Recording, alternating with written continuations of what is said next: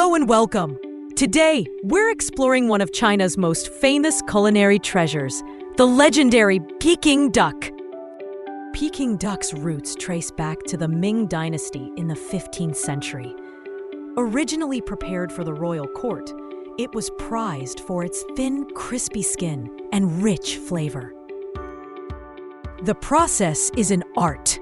The duck is inflated, seasoned, and glazed, then roasted until the skin becomes perfectly crisp. Traditionally, it's sliced into exactly 120 pieces. By the 19th century, Peking duck had moved beyond the palace walls into Beijing's famed Quanjude restaurant, making it accessible to all. It became a symbol of hospitality.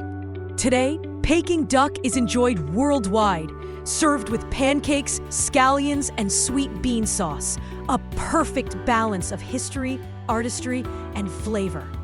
So, have you ever tried authentic Peking duck? Share your experience in the comments. We'd love to hear your story.